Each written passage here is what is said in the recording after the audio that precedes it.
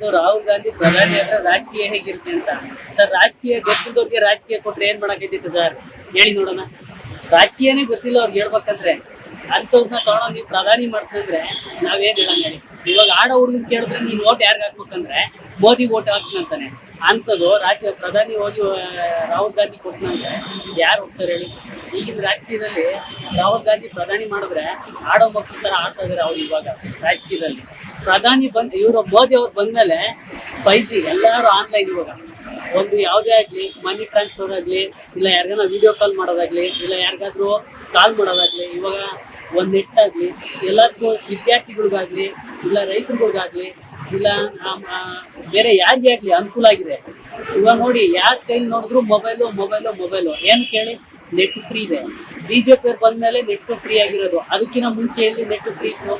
Currency ಇತ್ತು ಅಂತ. ಅವ್ರು ಕರೆನ್ಸಿ ಜಾಸ್ತಿ ಮಾಡಿರ್ಬೋದೇ ಹೊರತು, ಆದರೆ ನೆಟ್ಟು ಫ್ರೀ ಆಗಿದೆಯಾ?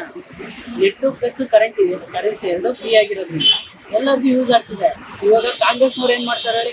ಎಲ್ಲದರಲ್ಲೇ ಗಲಾಟೆಗಳು, ಗದ್ದಲಗಳು. ನೋಡಿ, ಇವಾಗ ಹಿಂದೂಗಳು ಬೆಳಿಬೇಕು ಅಂತೀರಾ, ರೈತರುಗಳು ಬೆಳಿಬೇಕು ಅಂತೀರಾ, ರೈತರುಗಳು ಒಳ್ಳೆ ಬೆಲೆ ಸಿಗ್ತಾ ಇಲ್ಲ.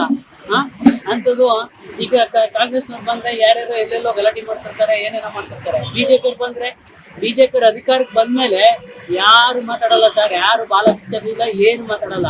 ಆದ್ರೆ ಕಾಂಗ್ರೆಸ್ನವ್ರು ಅಧಿಕಾರಕ್ಕೆ ಬಂದ್ರೆ ಎಲ್ಲಂದ್ರಲ್ಲಿ ಗಲಾಟೆ, ಎಲ್ಲಂದ್ರಲ್ಲಿ ಕಿರಿಕಿರಿ ಮಾಡ್ತಿರ್ತಾರೆ. ಆದ್ರೆ ಬಿಜೆಪಿ ಬಂದಾಗ ಎಲ್ಲಾರು ಸುಮ್ಮನೆ ಇರ್ತಾರೆ, ಯಾರು ಮಾತಾಡಲ್ಲ. ಇವಾಗ ನಾನು ನೋಡಕ್ ಹೋಗ್ತಾ ಇರ್ತೀನಿ, ನಂಗೆ 500 ರೂಪಾಯಿ ಕೊಟ್ಬಿಟ್ಟು ಜೈ ಅನ್ನಕ್ ಬಾ ಅಂದ್ರೆ ನಾನು ಬಂದೇ ಬರ್ತೀನಿ. ಯಾಕೆ ಹೇಳಿ? ನಂಗೆ 500 ರೂಪಾಯಿ ಸಿಗುತ್ತೆ. ಇವ್ರು ಕಾಂಗ್ರೆಸ್ನವ್ರು ಆಶ್ವಾಸನೆ ಕೊಟ್ಟು ಅಧಿಕಾರಕ್ಕೆ ಬಂದ್ರೆ ಹೊರತು ಅವ್ರಾಗ ಅವ್ರ ಅಧಿಕಾರಕ್ಕೆ ಬಂದಿಲ್ಲ. ಇವತ್ತು ಕಾಂಗ್ರೆಸ್ನವ್ರು ಏನು ಸುಳ್ಳು ಭರವಸೆಗಳು, ಇವ್ನಿಗೆ 2,000 ಕೊಡ್ತೀನಿ, ಅವ್ನಿಗೆ 5,000 ಕೊಡ್ತೀನಿ, ನಿಮ್ಮ ಅಪ್ಪನ ಫ್ರೀ, ಅವ್ರ ಅಪ್ಪನ ಫ್ರೀ, ಕಾಕಾ ಪಾಟಲ್ ಫ್ರೀ, ಧರ್ಮ್ ಸಿಂಗ್ ಫ್ರೀ ಅಂತ ಹೇಳಿ ಅಧಿಕಾರಕ್ಕೆ ಬಂದ್ರೆ ಹೊರತು ಹೆಣ್ಮಕ್ಳು ಮೈಂಡ್ ವಾಶ್ ಮಾಡಿದ್ದು ಫಸ್ಟ್ ಲೇಡೀಸ್ನ ಇವರು ಕಾಂಗ್ರೆಸ್ನವರು.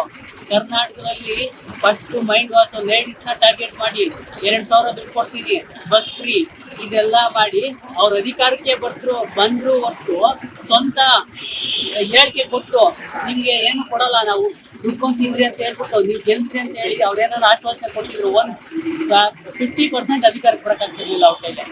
ಅಕಸ್ಮಾತ್ ಕೊಟ್ಟಿರೋದು ಆಶ್ವಾಸನೆಗಳಿಂದ, ಅವ್ರು ಕೊಟ್ಟಿರೋ ಸುಳ್ಳು ಭರವಸೆಗಳಿಂದ ಇವತ್ತು ಕರ್ನಾಟಕದಲ್ಲಿ ರಾಜಕೀಯ ಮಾಡ್ತಿದ್ದಾರೆ ಹೊರತು ಅವ್ರು ಯಾವುದೇ ರೀತಿ ಸ್ವಂತ ಬಲದಿಂದ ಅಧಿಕಾರಕ್ಕೆ ಬಂದಿಲ್ಲ. 50% ಲೇಡೀಸ್ಗೆ ನಾನು 2,000 ಕೊಡ್ತೀನಿ, ನೀನು ಬಸ್ ಪಾಸ್ ಫ್ರೀ ಬಿಡ್ತೀನಿ ಅಂದ್ರೆ ಯಾರು ತಾನೇ ಓಟ್ ಹಾಕಲ್ಲ ಹೇಳಿ ಸರ್? ಹೇಳಿ ನೀವೇ ನೋಡೋಣ. ಇವಾಗ ನಾನೊಬ್ಬ ನಿರುದ್ಯೋಗಿ, ನಿಮ್ಗೆ 5,000 ಕೊಡ್ತೀನಿ, ನಾನು ಹಿಂದೆ ಬಂದು ಜೈ ಅನ್ನಪ್ಪ ಅಂದ್ರೆ ಒಂದು ತಿಂಗಳು ನಾನು ಹೋಗ್ತೀನಿ. ನಾನು ಯಾಕೆ ಹೋಗಲ್ಲ ಹೇಳಿ? ನೀವೇನು ಹೇಳಿದ್ರಿ? ಮೋದಿ ಬರ್ಬೇಕಾ ಇಲ್ಲ ರಾಹುಲ್ ಗಾಂಧಿ ಬರ್ಬೇಕಂದ್ರೆ ನೀವು ನಿಮ್ಮೂರಾಗ ಇರೋಕೆ ಇಷ್ಟಪಡ್ತೀರಾ ಇಲ್ಲ ಬೇರೆ ಊರಾಗಿ ಇರೋಕೆ ಇಷ್ಟಪಡ್ತೀರಾ?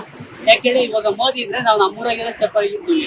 ಅದೇ ರಾಜಕೀಯದಲ್ಲಿ ಏನಾರ ಕಾಂಗ್ರೆಸ್ ಅಧಿಕಾರಕ್ಕೆ ಬಂದ್ರೆ ಊರ್ ಬಿಟ್ಬಿಟ್ಟು ಖಾಲಿ ಮಾಡ್ಕೊಂಡು ಬೇರೆ ಊರಿಗೆ ಹೋಗ್ಬೇಕಾಗುತ್ತೆ. ಯಾಕೆ ಹೇಳಿ?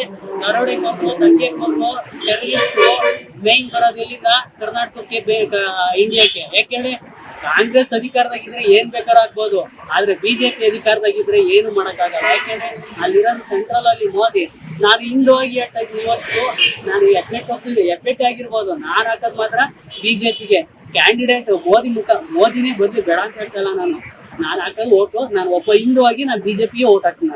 ಇವ್ರು ಬಸ್ ಫ್ರೀ ಕೊಟ್ಟಾರೆ, ಒಳ್ಳೆ ಹಾಸ್ಪಿಟ್ಲ್ ಕೊಡ್ಲಿ, ಒಳ್ಳೆ ಎಜುಕೇಶನ್ ಕೊಡ್ಲಿ, ಜನಗಳಿಗೆ ಈ ತರ ಮಾಡ್ಲಿ.